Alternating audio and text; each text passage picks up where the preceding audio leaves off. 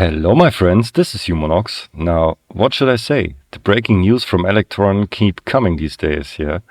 All those Tonverk updates in the past, the Tonverk's Overbridge beta invitation, and now, literally out of nowhere, the announcement that they were acquired by a company called Bonnier Capital, or Bonnier Capital, don't know how to spell that correctly, sorry. We stated that this won't affect their continued support for their machines though, like the Tonverk for example, but opens up new chances for them to grow further and to continue working on new machines, thanks to the strategic backing of their new owner. Damn. Now those are most definitely not the news that I expected from their typical news day, which was Wednesday last week, where they dropped those news. It's something we have to digest now, something I have to digest for sure, because, let's be honest, company acquisitions always happen for a reason. They don't come out of nowhere. And in most cases, those reasons are probably not the most enjoyable ones. Now, what we don't know just yet is the true reason why this acquisition happened at all. So in today's umoTalk, I want to share my thoughts on that matter and want to speak about how that could possibly influence the future of our beloved Elektron machines, and if there's also some light to be seen in what seems to be apparently bad in the first place. Okay, let's start with the bad things, should we? Now, as I first read the news about this acquisition, I was like, damn, this is bad, this is really bad. To me, it read like Elektron was in financial trouble and needed an investor to be saved. Almost like a step they took to prevent an impending insolvency, you know. As I then had a look into the portfolio of the company that acquired Elektron, this assumption was underlined because Bonnier Capital has no investment into any company that is at least closely related to the stuff that Elektron does. They've invested in things like SaaS companies, companies that make industry-specific software, healthcare companies, companies that make games, and so on and so forth.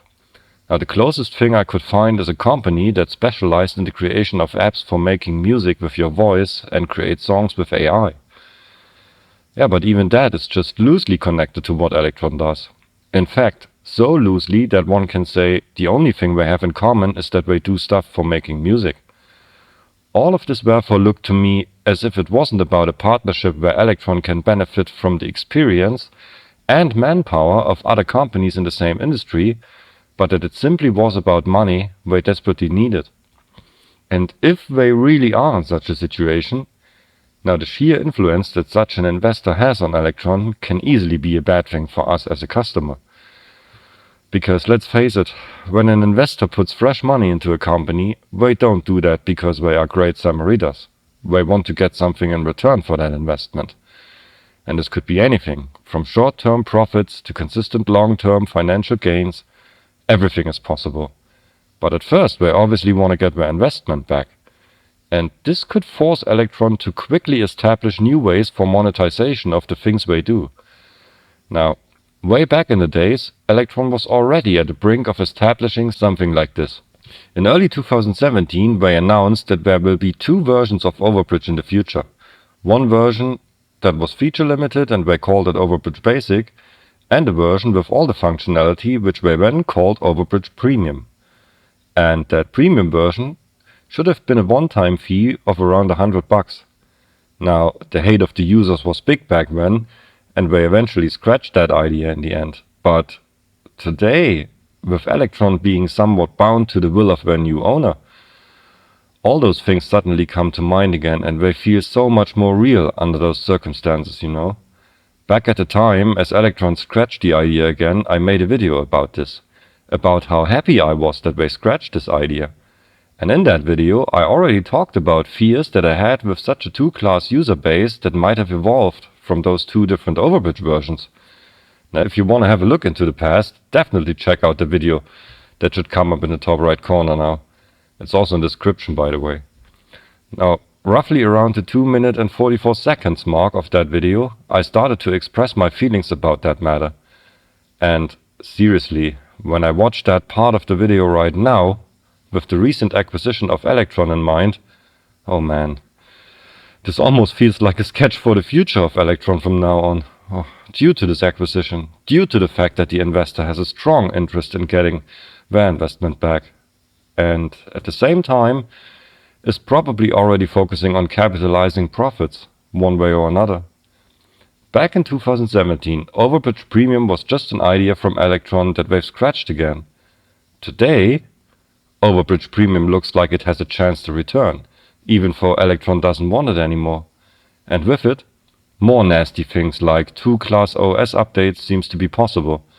Like you get the basic update with bug fixes and the like for free, but you then have to pay for the new machines and stuff like that. It feels so close now, you know?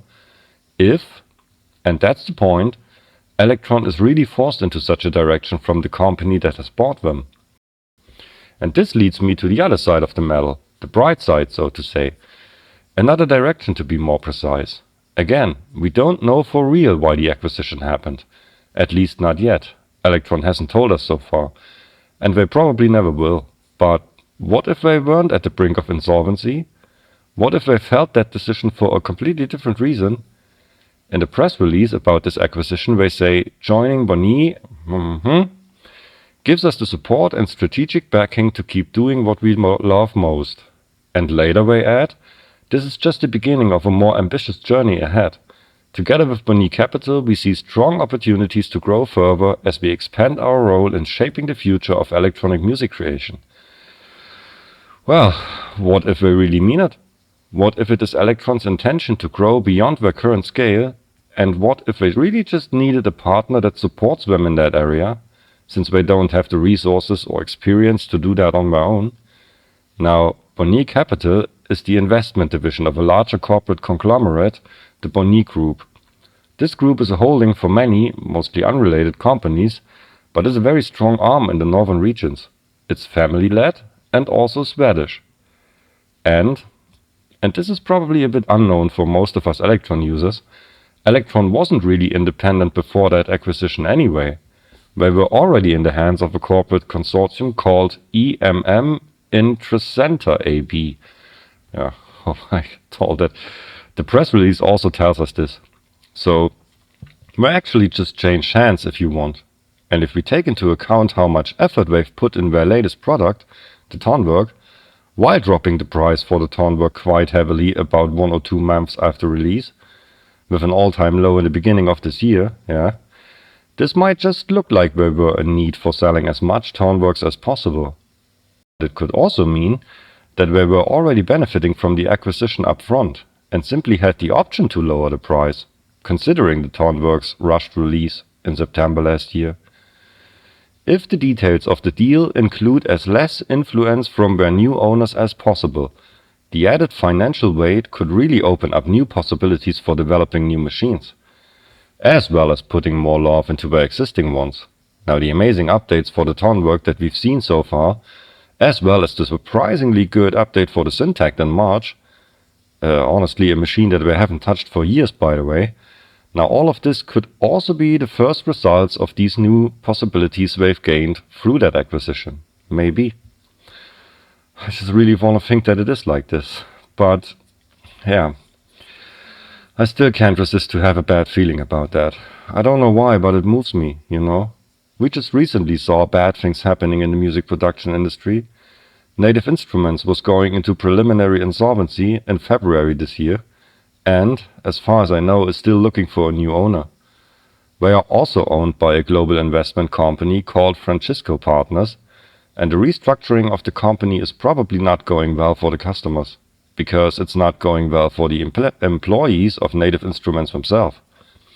So, whenever an investment company, not related to the music production industry, to the roots where these companies come from, whenever such an investor simply buys them, decisions felt by that investor might lead to a decrease in the productivity of the companies being bought and a more and more toxic environment for the employees, driven mostly by financial interests of the owners than actual interest in the long-term stability of the companies that they've bought. Oh man, I so desperately hope that the acquisition of Elektron from Bonnie Capital doesn't lead to a similar or even worse result in the end. Let's see how this goes. All fingers are crossed now. Okay, my friends, now it's your turn. What do you think? Do you also have a bad feeling about all of this? Or are you completely relaxed and say, well, I don't care because whatever happens, they can't take the machines I already have from them? I'm really interested in your opinion on that matter, as it is really an important topic, in my opinion. Okay. Now, that being said, let's focus on what we love most again, making music. I wish you all the best, my friends, and I see you in my next video, which will hopefully be the presentation of the Digitone sound pack I have in the making for you. Until then, have a great day or night, wherever you are, my friends. Bye.